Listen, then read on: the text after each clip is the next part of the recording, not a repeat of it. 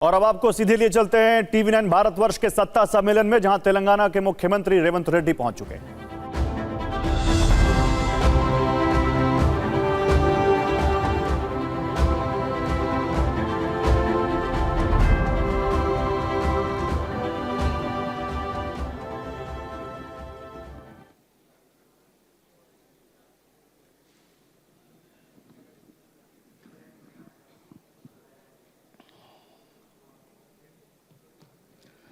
सबसे पहले तो मैं कहूंगा यहाँ पर हमारे जितने भी ऑडियंस में लोग बैठे हैं, जोरदार तालियों से स्वागत करिए रेवंत जी का। Thank you very much. हमारे मंच पर पहली बार आ रहे हैं, बहुत बहुत आभार sir. Thank you very much for तेलुगुलो स्वागतम सुस्वागतम। ओके रेवंत जी, इस वक्त कांग्रेस के 3 मुख्यमंत्री हैं, लेकिन सबसे ज्यादा चर्चा अगर किसी मुख्यमंत्री की है तो वो आप हैं, और इसकी वजह है आपकी एकदम नए स्टाइल ऑफ पॉलिटिक्स। अभी मैं आ रहा था तो एक कांग्रेस के कार्यकर्ता कह रहे थे कि दिल्ली में कितनी भी खिचड़ी पका लो, हैदराबाद की कांग्रेस की जो बिरयानी है उसके आगे नहीं टिकेगी। Your take on it. Chaturvedi ji, मैं नेता का नेता नहीं हूँ, मैं कार्यकर्ता का मित्र हूँ। तो इसीलिए लोग मुझे ज़्यादा चाहता है कि भाई ये हमारे जैसा कार्यकर्ता है, मुख्यमंत्री बनने के बाद भी हमारे साथ मिलजुल के रहता है। मैं कार्यकर्ता का तकलीफ समझता हूँ। नेता लोग मेरे हिसाब से जब दल आपको जिताएंगे, दल के बी फॉर्म मिले तो आप चुनाव में जीतने वाला है, तो नेता लोग रहने वाला है। मगर कार्यकर्ता तो कुछ पूछने वाला नहीं है। कार्यकर्ता अपना जीत के लिए काम करने वाला है। इसीलिए मैं हमेशा कार्यकर्ता के जो सोचता है, कार्यकर्ता का जो उम्मीद है, वो उम्मीद को आगे ले जाने के लिए कोशिश करता हूँ। इसीलिए बहुत सारे कार्यकर्ता मुझे पसंद करता है, उतने ही और उससे ज़्यादा नेता लोग तो कैसे भी, अब जब चुनाव में आप जिताना है तो नेता लोग आपके साथ रहने वाला है। तो कभी भी अभी नेता लोग अलग है, कार्यकर्ता लोग अलग है, जनता तीसरा है। तो जनता के लिए आप जो परफॉर्म कर सकते हैं, जनता के लिए आप जो अच्छे काम करने वाले हैं, जो नेता उनके लिए जो वेलफेयर एंड डेवलपमेंट जो कर सकता है, उन लोगों के लिए जनता हमेशा खड़ा होकर मदद देते। और कार्यकर्ता भरोसा के ऊपर काम करते रहते हैं। कार्यकर्ता अपने से कोई लेने के लिए कुछ कोशिश नहीं करते। तो इसीलिए नेता, कार्यकर्ता, जनता, तो मैं कार्यकर्ता का मित्र हूँ। इसीलिए आज जो भी जितना भी मुझे जान पहचान है, इसीलिए वो पहचान है। मैंने आपके लिए इसलिए कहा कि एकदम अलग स्टाइल ऑफ पॉलिटिक्स है, मास कनेक्ट, यूथ कनेक्ट, और इससे पहले हमने कभी नहीं देखा कि कांग्रेस की सभा में या किसी भी नेता के लिए इस तरीके से हजारों की भीड़ नाच रही हो। इतना ही नहीं, हमने तो देखा कि गाने बज रहे हैं, राहुल जी और प्रियंका जी भी, आपने उनको भी डांस करवा दिया। तो दिल्ली की जनता ये समझना चाहती है क्या स्टाइल ऑफ पॉलिटिक्स है।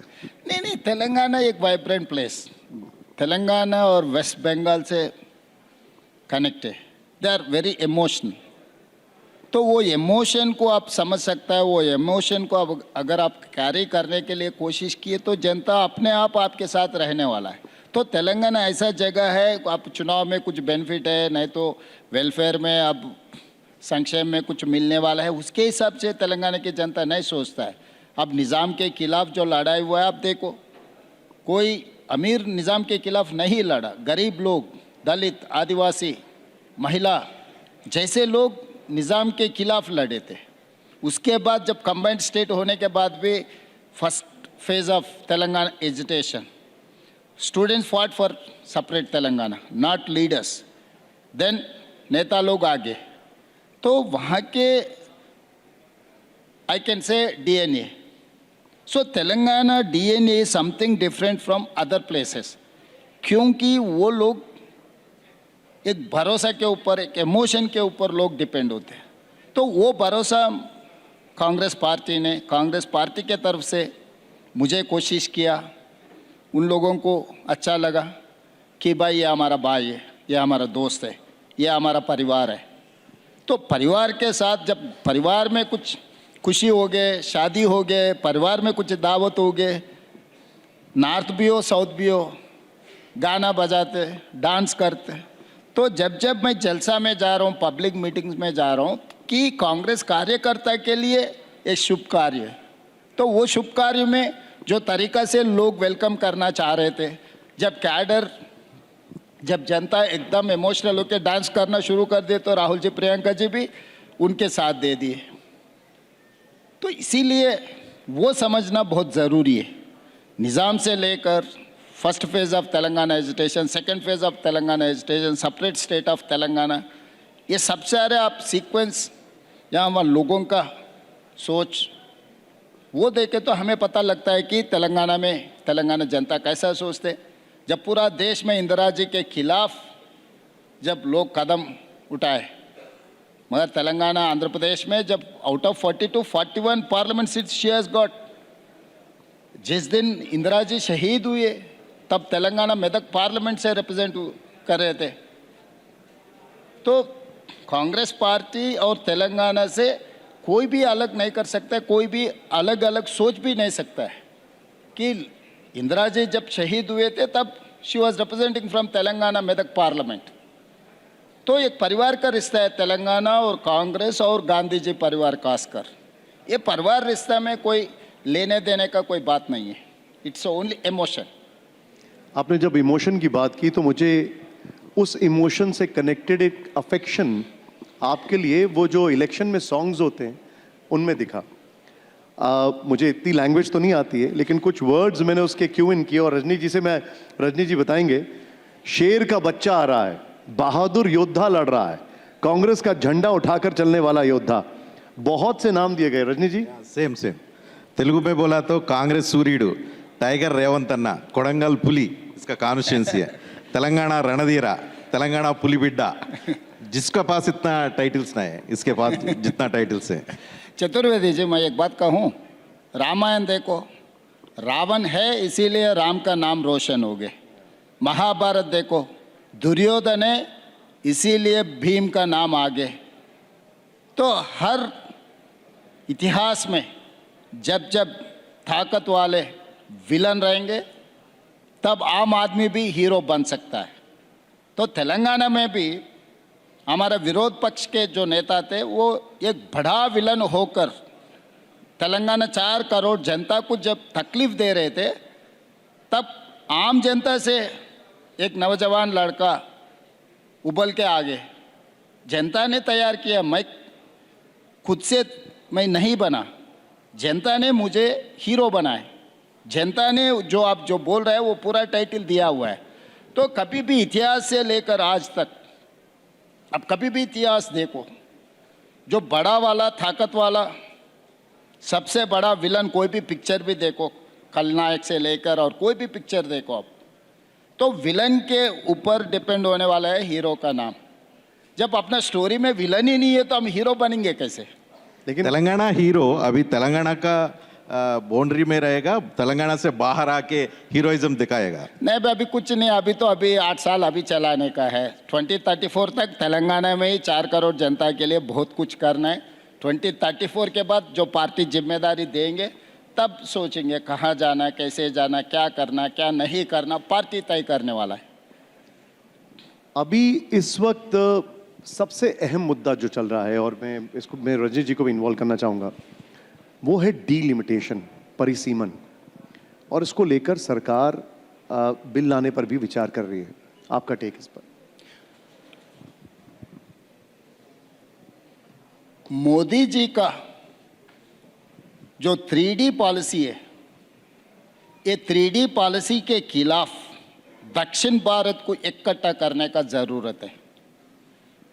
Delimitation, devolution, discrimination, Modi 3D के हिसाब से सरकार चलाने के लिए कोशिश कर रहा है। तो मोदी जी के खिलाफ हम, ये 3D के खिलाफ हम लड़ना चाह रहा है। तो डिलिमिटेशन में भी जितना पॉलिटिकल रिप्रेजेंटेशन पहले दक्षिण भारत को जब मिलते थे, I am not coating from Telangana, अब देखो केरला, तमिलनाडु, पांडिचेरी, आंध्र प्रदेश, कर्नाटका, ये सब सारे जगहों से किसी को आज मंत्री इसमें देखो, एक निर्मला सीतारमण जी है, बाकी का prime minister, home minister, defence, industries, commerce, anything, you name it, any portfolio, external affairs, you name it, any top 10 portfolios, we don't have anything. ये पॉलिटिकल रिप्रेजेंटेशन में इतना साउथ के लिए नुकसान हो जा रहा है। ये एक हमारा नेता थे Venkaiah Naidu ji, vice president of India, उनको जब मौका मिला था प्रेसिडेंट ऑफ इंडिया बनने के लिए, घर खाली करवा दे के उनको हैदराबाद भेज दिए। तो हमारा जान पहचान कुछ नहीं है दिल्ली में, नॉर्थ में। तो मोदी जी आने के बाद पॉलिटिकल डिस्क्रिमिनेशन बहुत ज़्यादा हो गया। जब इंदिरा जी से लेकर जो ताकत वाले प्राइम मिनिस्टर थे, हर बार नॉर्थ से अगर कोई प्राइम मिनिस्टर बने तो दक्षिण को हम राष्ट्रपति दे रहे थे। लेकिन रेवंत जी, गृह मंत्री जी ने कई बार यह भरोसा दिलाया है कि, और उन्होंने कई बार कहा भी है कि किसी के साथ कोई नाइंसाफी नहीं होगी, किसी भी दक्षिण भारतीय राज्य के साथ कोई नाइंसाफी नहीं होगी। तो प्रॉब्लम क्या है, आपकी नाराजगी क्या है? नहीं, कहने का अलग है, करने का अलग है। हाथी का दांत खाने का अलग है, दिखाने का अलग है। जो हाथी का दांत दिखता है वो खाने के लिए नहीं है। तो ऐसे ही बीजेपी और गृह मंत्री जी जो कह रहा है, कहने के लिए अच्छा है, मीठे मीठे बात बोलने में, सुनने में भी ठीक लगता है, मगर वो गृह मंत्री क्यों साउथ को नहीं दिए? क्यों कर्नाटक से उन्हीं का पार्टी का है, तेलंगाना से 8 लोग एमपी को दिए हम लोग, केरला से भी एक एमपी जीत गए उन लोगों का, पुदुचेरी में उनका ही सरकार है, आंध्र प्रदेश में एनडीए सरकार है, वहाँ से भी एमपी जीत के आ गए। तो इसका मतलब क्या है? हम नहीं चला सकते क्या ये सरकार को? हम नहीं बैठ सकते क्या वो कुर्सी में? तो इसका मतलब deliberately they are doing this mischief. चलो ये छोड़ो, वेंकैया नायडू जी को क्यों राष्ट्रपति नहीं बनाए? मोदी जी गुजरात से जाकर उत्तर प्रदेश से चुनाव लड़ सकता है, इस देश का प्रधानमंत्री भी बन सकता है, मगर वेंकैया नायडू जी को राष्ट्रपति बनाने में क्या दिक्कत है? आपका ही पार्टी का है, वो कांग्रेस से आया हुआ नहीं है। जिस दिन से वो विद्यार्थी से लेकर आज तक वो पार्टी छोड़ा नहीं, आइडियालॉजी छोड़े नहीं, उसी ऑर्गेनाइजेशन का आदमी है, हार्डकोर आरएसएस का है उनके हिसाब से। तो इसका मतलब लोग देख रहा है आप क्या कह रहा है, क्या कर रहा है। तो करने में कहने में फ़र्क है। तो ये फ़र्क आगे ठीक नहीं रहेगा। आप साउथ में देखो, जितने भी राष्ट्रपति जी आगे कांग्रेस जब थे, नीलम संजीव रेड्डी जी से लेकर बहुत सारे राष्ट्रपति क्यों बने साउथ से? कि जब इंदिरा जी से लेकर वो नेहरू जी तक जो जो कांग्रेस पार्टी के प्रधानमंत्री थे, तब they wanted to balance, they wanted to give that impression India is one, India is united. तो वो सिस्टम में जब के दिल्ली में कांग्रेस सरकार थे, तब गृह मंत्री तेलंगाना से, नहीं तो आंध्र प्रदेश से, नहीं तो दक्षिण भारत से होते थे। दक्षिण भारत से प्रधानमंत्री बनाए, राष्ट्रपति बनाए, स्पीकर बनाए दक्षिण भारत से, जेएमसी बालयोगी से लेकर। तो अभी कहाँ है वो सांप्रदाय? कहाँ मिला हमारा हिस्सा 12 साल में? 12 साल में हमारे पहचान कहाँ है? तो ये political discrimination with in the BJP, I am not, बाहर लोगों को बनाने के लिए मैं ये नहीं कह रहा हूँ, किसी एनजीओ को ले आके कुर्सी में बिठाओ बोल के मैं नहीं बोल रहा हूँ। आपके खुद के नेता के ऊपर आपको भरोसा नहीं है। तो ये अनरेस्ट, इसीलिए आप लोग तेलंगाना एजिटेशन को एक बार स्टडी करने का ज़रूरत है। 2 smaller states have become one bigger state. They have written some gentleman agreement. They have not implemented at any given time. 69 में इसीलिए आंदोलन आया था, उसके बाद कुछ MOUs हुआ, बाद में भी इम्प्लीमेंट नहीं हुआ। अल्टीमेटली कहाँ तक चला गया? अलग राज्य हो गया तक चला गया। तो जो भी सदर्न का इंटरेस्ट है, डिवोल्यूशन में भी आप अन्याय कर रहा है, पॉलिटिकली आप अन्याय कर रहा है, डिस्क्रिमिनेशन आप दिखा रहे, तो ये सब सारे देश के लिए ठीक नहीं है। तो पॉलिटिकल रिप्रेजेंटेशन आप पूरा देखो, top 10 portfolios, president of India, ऐसे इंपॉर्टेंट पोजीशन में हम लोगों का ये 12 साल में मोदी जी के राज्य में तो हमको मिला ही नहीं। 6th फिंगर जैसा पोस्टिंग्स देने से क्या फायदा? हिसाब किताब लिखने के लिए ठीक है, अभी डीलिमिटेशन में, अभी डीलिमिटेशन करने के लिए सोच रहे हैं सेंट्रल गवर्नमेंट, 50% सीट्स इंक्रीज करने के लिए सभी स्टेट में। जो भी अभी तक जो सीट्स है ना, उसमें 50% इंक्रीज करने के लिए एक प्लान बना रहे हैं, उससे भी नुकसान होगा। तो दैट इज क्या बोलता है, फाइनल बुलेट साउथ के लिए। 10 थप्पड़ मारने से एक गोली मारना ठीक है, जो बोलते हैं ना, ये 10 थप्पड़ छोड़ के अभी गोली मारने के लिए तैयारी कर रहा है। तो इसके लिए हम लोग तैयार होना है, या पलट के लड़ना है या नहीं तो मरना है। मैं आप जो हिसाब से जो अभी जो डिस्कशन आते जा रहा है, I will explain. For example, Tamil Nadu and Puducherry is having 39 Tamil Nadu, 1 Pondicherry, 40. Uttar Pradesh is having 80. They wanted to increase 50%. अभी 40-80 में फर्क है 40। अभी जो इंक्रीज होने वाला है उत्तर प्रदेश का 80 will become an 120. Tamil Nadu and Puducherry में 40 will become an 60. Today is 80-40 में गैप है 40 seats. Tomorrow they are going to increase, 40 is going to become an 60, 80 will become an 120. फर्क कितना है? 60. तो आपको दिखेगा 50% ठीक ठाक है, हर जगह में 50% दे रहा है। तो ये 50% कौन सी हिसाब से? हमारा अंतर बढ़ा रहा है। आज 40 है फर्क यूपी एंड तमिलनाडु में, तो आगे आप 60 हो जा रहा है। तो उत्तर प्रदेश, मध्य प्रदेश, राजस्थान, बिहार, 4-5 नॉर्थ स्टेट्स ये इंक्रीज होने के बाद वहीं से अब केंद्र में सरकार बना सकते हैं। Entire south is 130, Kerala 20, 39 Tamil Nadu, 1 Pondicherry, Andhra Pradesh and Telangana 42, Karnataka is 28, put together 130। 50% increase हो गए तो 195 होने वाला है। तो 195 जब हम बनेंगे, जब 130 में 543 में the difference between south and north is 300 plus minus, तो ये नंबर जब जैसा जैसा 50% बढ़ते जाएंगे तो साउथ का एक सीट का भी ज़रूरी नहीं है। 815 में अभी ये इंक्रीज होने के बाद 815 बनने वाला है, तो 195 साउथ का पूरा निकाल दो। तो आप ये कह रहे हैं कि इस हिसाब से उत्तर प्रदेश और बिहार की ही 200 सीटें हो जाती हैं और दबाव और बढ़ जाएगा। तो हमारा कोई ज़रूरत ही नहीं है, हमको कोई पूछने वाला नहीं है। आज सरकार बनाने के लिए कर्नाटक में कुछ सीट का ज़रूरी है, तेलंगाना से कुछ सीटों का ज़रूरी है, आंध्र प्रदेश अलायंस का ज़रूरी है, तमिलनाडु में उन लोगों के लिए कोई अलायंस का ज़रूरी है। आगे किसी का भी ज़रूरत नहीं है। आगे किसी दक्षिण भारत से कोई केंद्र सरकार में दिल्ली नेशनल पॉलिटिक्स में हमारे लिए कोई जगह ही नहीं है। हम आना भी बेकार है, इतना दूर जो रेल के जो विमान के खर्चा भी नुकसान हो जाएंगे हमारे लिए। Political we are going to become an 0। तो ये 50% जो पॉलिसी बोल रहा है उसी में कॉन्स्पिरेसी है, तो वो उससे कोई फायदा नहीं है। Even population, if they wanted to take even population also, that is also will become a problem for us. क्योंकि Government of India has given instructions to implement family planning. We have implemented. Now you wanted to punish us.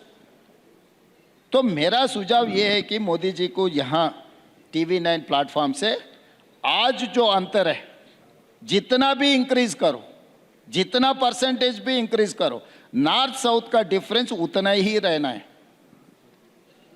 आज 543 में 130 हमारा है, तो 413 उन लोगों का है। सो 113 400 130 अगर 413 में अब निकाले तो जितना बैलेंस है, गैप है, अब जितना भी बढ़ा उतना ही गैप रहना है।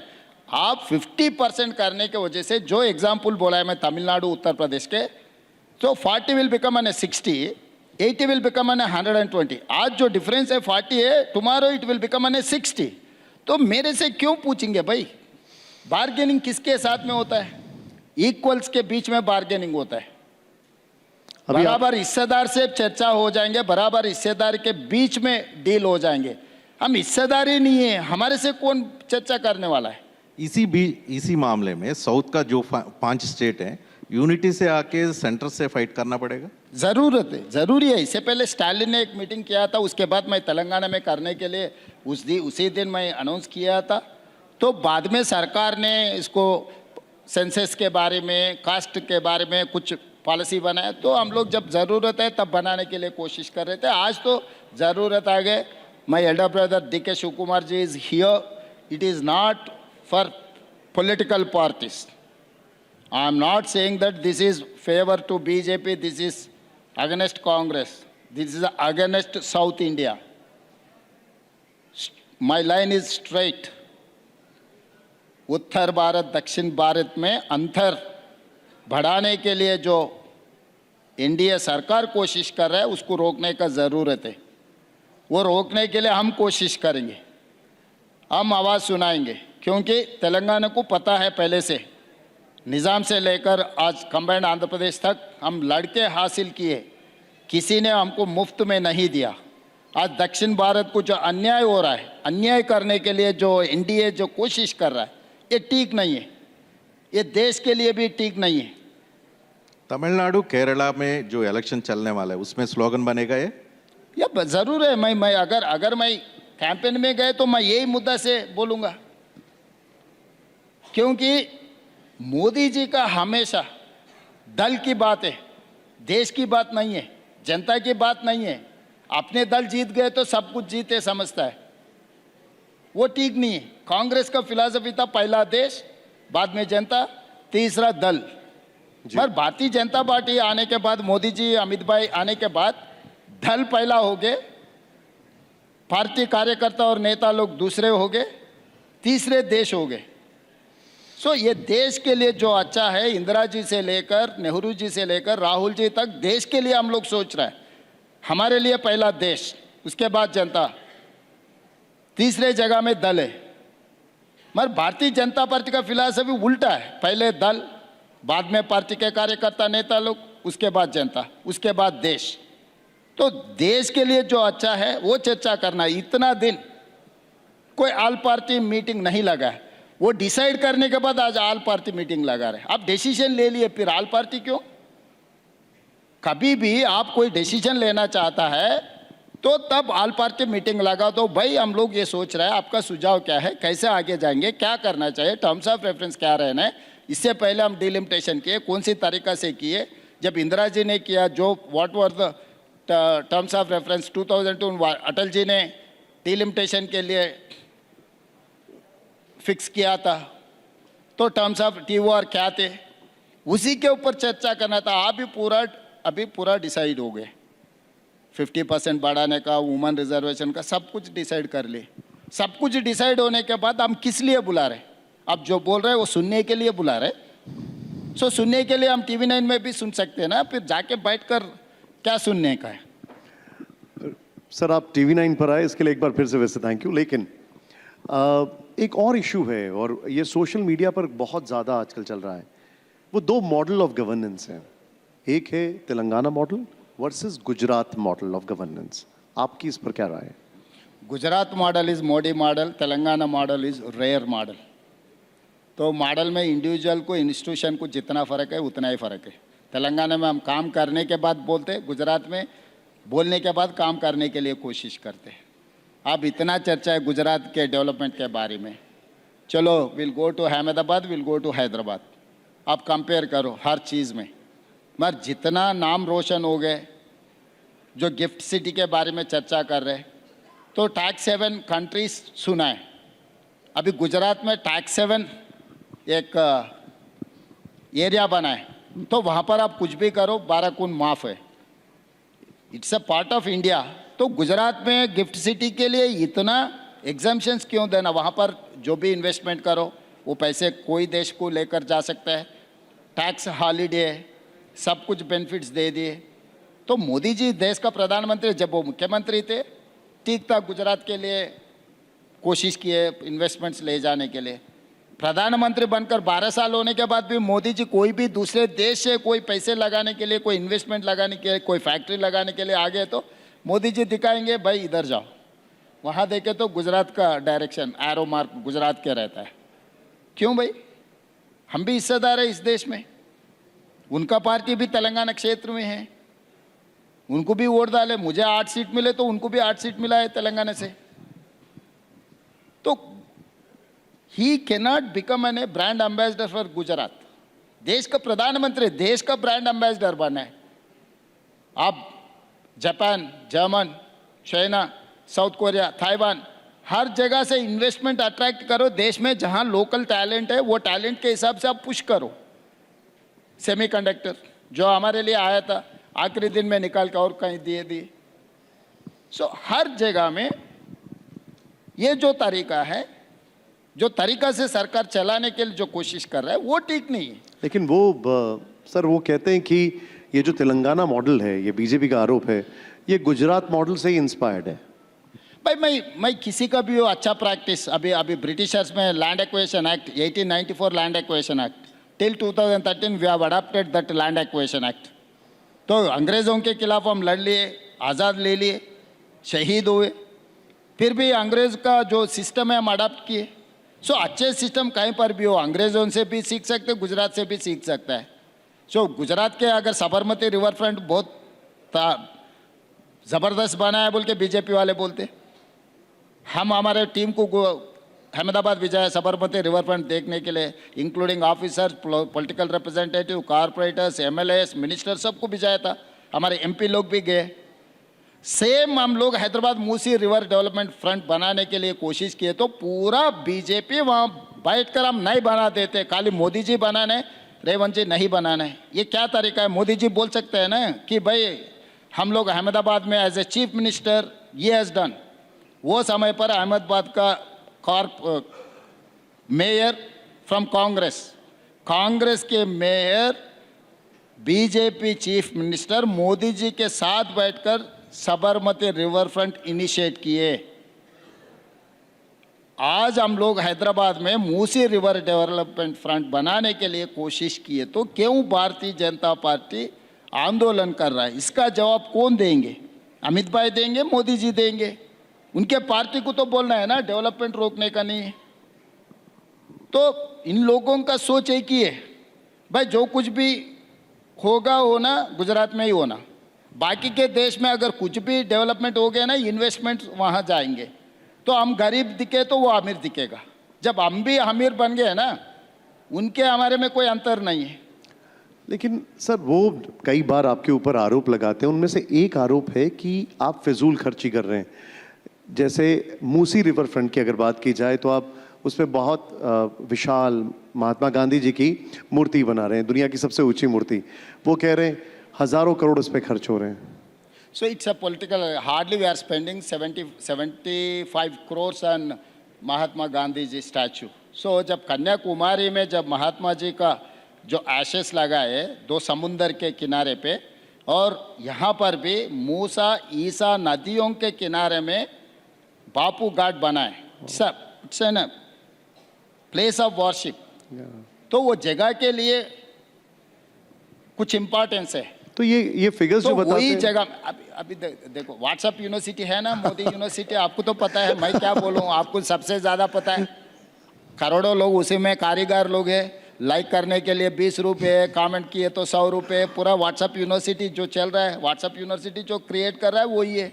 मैं officially I have given PowerPoint presentation Taj Krishna. I have invited everyone including NGO, social organization, political parties, all media people I have invited. I have given 3 hours PowerPoint presentation on that phase 1 of Musi. I have told in detail. I have expressed my anguish. क्यों सुधारना है, क्यों ये pollution control करना है, ये नदी ये पानी कहाँ जा रहा है, नलगोंडा में जो जा रहा है वहाँ पर जो फ्लोराइड इफेक्ट है, जितने तकलीफ वहाँ के किसान लोग उठा रहे, महिलाओं ने कितना तकलीफ उठा रहे, सब कुछ आई हैव एक्सप्लेन। फिर भी भारतीय जनता पार्टी का सोच दायरे में 1 इंच भी हटे नहीं।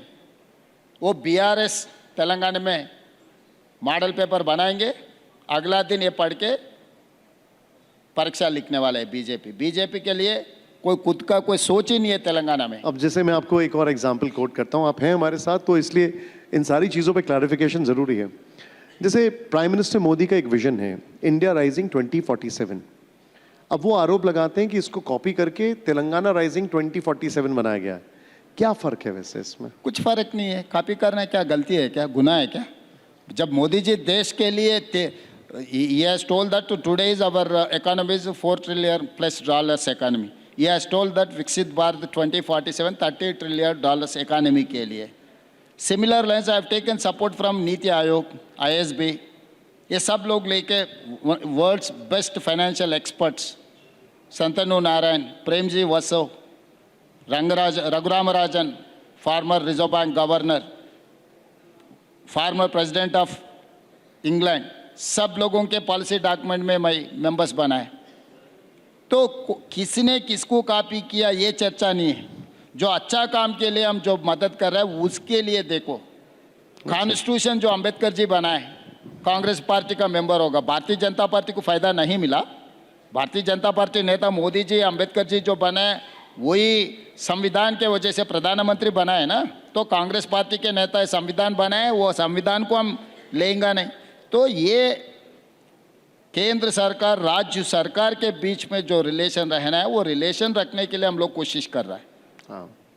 तो इसीलिए विकसित भारत 2047, तेलंगाना राइजिंग 2047, इस लोकल कंडीशंस के ऊपर हम पॉलिसी बनाए। Officially I have told same thing in the assembly. I have appreciated Narendra Modi ji, Nirmala Sitharaman ji. मेरा डेट रिस्ट्रक्चर के लिए निर्मला सीतारामन जी मुझे मौका दिए, तो आई have told on the floor. And out of 7 bullet trains, I've got 3 bullet trains junction in Hyderabad. I have told, अरे बस मोदी जी हमें लिए अच्छा किया, ठीक है। हैदराबाद से बैंगलोर बुलेट ट्रेन है, हैदराबाद से चेन्नई वया अमरावती बुलेट ट्रेन है, हैदराबाद से मुंबई वया पूना बुलेट ट्रेन। तो शमशाबाद एयरपोर्ट की जगह में बुलेट ट्रेन का एक हब बनने वाला है। तो north south connectivity is Hyderabad, it's a centrally located place, safest place. तो जब मोदी जी अच्छा किए हम अच्छा बोले, जब जो अच्छा नहीं कर रहा है वो ठीक नहीं बोल रहा है। अब कि किसके लिए ये तकलीफ है? मैं राजनीति जिस दिन चुनाव आएंगे उस दिन मैं चुनाव करूंगा। चुनाव खत्म होते ही मेरा जनता के लिए क्या जरूरत है, मेरे स्टेट डेवलपमेंट के लिए क्या जरूरत है, उसी के ऊपर मैं फोकस कर रहा हूँ। यही मेरा आपसे अगला सवाल भी है और उसके बाद रजनी जी इसमें ऐड करना चाहेंगे जरूर। आपकी जब सेंसेशनल विन हुई उसके पीछे एक बहुत बड़ा रोल जो आपने 6 गारंटीज दी थी उसको दिया जाता है। रेवंत अन्ना की 6 गारंटीज, वो एकदम it was a sensation all over. अभी उनका क्या स्टेटस है? शायद 2 गारंटीज आपकी बची हुई हैं शायद। अभी प्लीज बताइए हमें। तो हमारा गारंटी से जो जनता से हम बात किए थे, मैं पदयात्रा किया था, सब लोगों से, विद्यार्थियों से, महिलाओं से, किसानों से, कोने कोने पे मैं गया, आदिवासी, लंबाड़ा, हर किसी जाति से, वर्ग से मैं मिला था। लोगों के तरफ से जो डिमांड आया, उन लोगों का जो तकलीफ मेरा आंखों से देखा है, सीइंग इज बिलीफ। मैं जनता को जब तकलीफ जब देखा है, दूसरे लोगों को, भारतीय जनता पार्टी लोगों को गरीबी एक एक्सकर्शन है। वो लोग बेंच कार में जाना है, गरीबी कहाँ है, गरीब कैसे रहता है, उन लोग ढूंढ ढूंढ के देखना पड़ता है। मैं छोटे गांव से, जंगल राज से मैं आया था। मैं गरीब बचपन से देखते देखते बड़ा हो गया। मैं गरीब नहीं हूँ, मगर एक छोटे गांव में गरीब कैसे रहता है, उनका तकलीफ क्या है, वो देखते देखते मैं बड़ा हो गया। तो मैं लाइफ टाइम एक्सपीरियंस। बीजेपी वाले देखो, दलित के घर में खाना खाने के लिए जाते, कौन से गाड़ी में जाते? बेंच कार में जाते, किनले वाटर बॉटल लेकर जाते, स्विगी से फूड ऑर्डर कर लेते, दलित के घर पे जाके खा लेते। ये क्या तरीका है चतुर्वेदी जी? भाई हम दलितों के बीच में, आदिवासियों के बीच में, हम लोग जंगल में जनता के बीच से हम लोग आए। हम लोगों को कोई एक्सकर्शन जाने का ज़रूरत नहीं है, एग्जीबिशन करने का भी कोई ज़रूरत नहीं है। हमारा जान पहचान गांव है, आम जनता है। तो इसीलिए गारंटीज पब्लिक से जो मिला था वही बनाए, वही हम लोग अमल कर रहे हैं। कि और कुछ करने का है मगर फाइनेंशियल्स और रिसोर्सेस आर वेरी लिमिटेड, तो उसी में हम लोग कोशिश कर रहे हैं कि भाई अच्छे से अच्छा जो करने का। लेकिन आपने पब्लिक को वादा किया था 2.5 ईयर्स पहले, आपका वादे से पब्लिक ने आपको जिताया। लेकिन अभी 2.5 ईयर्स होने के बाद भी 6 गारंटी में 2 गारंटी अभी तक इम्प्लीमेंट नहीं किया, तो कांग्रेस को कैसे कॉन्फिडेंस मिलेगा? वो इसीलिए मैं 150 बात कुल्लम कुल्ला बोल दे रहा हूँ। उस दिन 3 लाख करोड़ रुपए खर्चा है बोल के बोले थे। हम आके हिसाब किताब देखे तो दिसंबर 7, 2023 में देखे तो 8 लाख था। इतना दिन छुपा के रखे थे। एक बार 3 लाख से मेरा खर्चा 8 लाख जब हर बैंक वाले आके खड़ा हो रहे थे, 7 तारीख में जिम्मेदारी लिए, मेरा कोई सरकार एम्प्लॉय को सैलरी भी नहीं दिए थे। सैलरी देने के लिए बात किए तो रिजर्व बैंक वाले बोले भाई ये महीना भी 4,000 करोड़ रुपए हैंड लोन ले लिए, आपका तो कुछ है नहीं है, आपको मिलेंगे कैसे। वहाँ से मेरा जर्नी शुरू हो गया। आज 1 तारीख पूरा सरकार नौकरीगार को मैं तनख्वाह दे रहा हूँ। 12,000 करोड़ रुपए रिटायरमेंट बेनिफिट छोड़कर भाग गए। 40 करोड़ रुपए कॉन्ट्रैक्टर्स का पेमेंट उधार रख दिए। जो मार्केट में मिला, जहाँ मिला वहाँ मिला, बैंक छोड़ो, फाइनेंशियल इंस्टीट्यूशन छोड़ो, जो बाजार में जो दिखता है हर किसी से उधार लेके निकल गए, फार्म हाउस में सो गया। तो बाजार में हमको कोई यकीन करने वाले भी नहीं था 2 साल पहले। वहाँ से अब लोग यकीन करना शुरू किए। मैं ऐसा वाला वाइट पेपर टेबल किया, भाई दिस इज व्हाट एक्चुअल्स। हर जगह में जितना जितना खर्चा उठा है, जितना जितना बैंकों से लाया, ज़्यादा से ज़्यादा, Chaturvedi ji you will surprise, 11.90 rate of percent में वो 2 लाख करोड़ लोन्स लिए, where we are getting 7.25 rate of interest, instead of taking 7.258% rate of interest छोड़कर 11.90 रेट ऑफ इंटरेस्ट में 2 lakh crore, instead of 40 years 12 years में। तो उनको कोई ख्याल ही नहीं है, अकाउंटेबिलिटी नहीं है, पब्लिक अकाउंटेबिलिटी कुछ नहीं है। अभी तेलंगाना पब्लिक ने तेलुगु में एक कहावत है, नचते नजराना नाचकपोते जुर्माना। जो पसंद है उसको नजराने मिलने वाला है, उनको खुशी किए तो नजराने मिलने वाला है, उनको कोई सवाल किए तो जुर्माना देने वाला है। तो वो तरीका से 10 साल वो सरकार चला है। अभी पब्लिक भूल जाना पड़ेगा ये 2 गारंटीज का। पब्लिक पूछने का कोई ज़रूरत नहीं, मैं जिम्मेदारी से घर पे पहुंचाऊंगा, कुछ समय लगेगा। इसीलिए मैं साफ साफ कह दिया, हर बार मैं हमारे सरकार नौकरी से लेकर किसानों तक, विद्यार्थी तक, जो एक्चुअल से एज इट इज़ मैं बोल रहा हूँ। अब कभी कभी पत्रकार ने, भाई आप इतना प्लेन, इतना सीधा सीधा बोल दिए तो कैसा, ऐसा नहीं बोलते ना राजनीति में। मैं बोला भाई मैं राजनीति का नेता नहीं हूँ, मैं इनका दोस्त हूँ, इनका परिवार हूँ। इसीलिए जो है as a family head I have to tell. परिवार में जो तकलीफ है, परिवार में आपस में अगर हम चर्चा नहीं की तो किसको बोल सकता है। रेवंत जी, आपसे बातचीत में बहुत सारी चीज़ों को लेकर एक केस स्टडी भी सामने आ रही है। अभी पूरी दुनिया के सामने, भारत के सामने एक बहुत बड़ी ग्लोबल क्राइसिस है। जिस तरीके से जंग छिड़ रही है मिडल ईस्ट में, रशिया यूक्रेन चल रहा है, कैसे आप इसकी तैयारी कर रहे हैं, कैसे निपटेंगे? How are you bracing up आपके स्टेट के लिए? हर दिन सूर्य भगवान को प्रार्थना कर रहा हूँ, क्योंकि सोलर एनर्जी से इस देश को बचाओ। क्योंकि पहले जो मनमोहन सिंह जी से लेकर पीवी नरसिंह राव से लेकर कोई भी प्रधानमंत्री थे, अलग अगल बगल में जो राज्य है अच्छा रिश्ता थे, गुड रिलेशन। जब भी ज़रूरत है बुलाए तो कोई आने वाले थे। आज के तारीख में हमेशा पाकिस्तान अपने खिलाफ है। आज बांग्लादेश आपके साथ नहीं है, श्रीलंका आपके साथ नहीं है, नेपाल आपके साथ नहीं है, चाइना भी दुश्मन बन के खड़ा हो गए। अमेरिका आप दोस्त समझ रहा है मगर आपका बेइज्जती कर रहा है अमेरिका। जब ऑपरेशन सिंदूर हो रहे थे, आप पाकिस्तान के खिलाफ, पाकिस्तान को हराने के लिए आप कदम उठाए। मोदी जी को ट्रंप से एक फ़ोन आ गए, छोड़ दिए तो बेइज्जती हो गए। और गैस, पेट्रोल, सब क्राइसिस। अगर आपका रिलेशन ठीक ठाक रहा तो कुछ ना कुछ रास्ता निकलते थे। जब हमारे बंडी संजय जी मिनिस्टर है तेलंगाना से, वो कह रहा था रशिया यूक्रेन जब वार चल रहे थे, यूक्रेन में हमारे बच्चे लोग कुछ पढ़ रहे थे, काले मोदी जी एक फ़ोन उठा के बोल दिए तो पूरा वार रुक गया। हमारे बच्चा लोगों की इधर वापस लेकर आए। यूक्रेन वार मोदी जी ने रोका है, चलो ठीक है। आज ईरान इजराइल वार को कुछ दिन रोक के गैस पेट्रोल ला सकता है ना, क्यों कोशिश नहीं कर रहा है? तो मोदी जी जब अमेरिका से ज़रूरत से ज़्यादा मोहब्बत दिखाए ना, आज ये नौबत आ गए। पहले हमारा रिलेशन न्यूट्रल था चाइना से, अभी चाइना आपको अगेंस्ट हो गए, जो न्यूट्रल, जो आपके साथ थे वो न्यूट्रल हो गए, जो जी। न्यूट्रल था आपका दुश्मन बन गए। तो ये एक्सटर्नल अफेयर्स पॉलिसी में हम फेल हो गए। तो ये पॉलिसी, तो फिर हम इतिहास में जा रहे हैं कि भाई सूर्य भगवान को प्रार्थना करो, जो मिलेगा पत्थर से पत्थर Got it. मार के आग बुझाओ, आग समझाओ, खाना पकाओ, खाना खा लो, क्योंकि गैस पेट्रोल ये सब शॉर्टेज होते जा रहा है। अभी पूरा होने के बाद आज दो दिन असेंबली पार्लियामेंट में कुछ ऐलान किया कि भाई का कोविड के समय पर हम लोग इकट्ठा होकर कोविड के खिलाफ जो लड़ा था, इस बार भी ऐसे ही इकट्ठा होने के लिए प्रधानमंत्री जी कह रहा है। ठीक है, हम साथ देंगे, मगर जी। आपका अप्रोच जी। क्या है? आपका व्हाट जी। Is your action plan for that? Understood. When you don't have any action plan, हमेशा आपको जब भी तकलीफ आया हम पूरा साथ, मेरे साथ में आके बैठ जाओ, मेरे को आपको डर लगे तो हम पूरा साथ होना है, आपको सब कुछ ठीक ठाक है, हम किसी का ज़रूरत नहीं है। तो ये तरीका से राज्य चलाना ठीक नहीं है, देश के लिए ठीक नहीं है।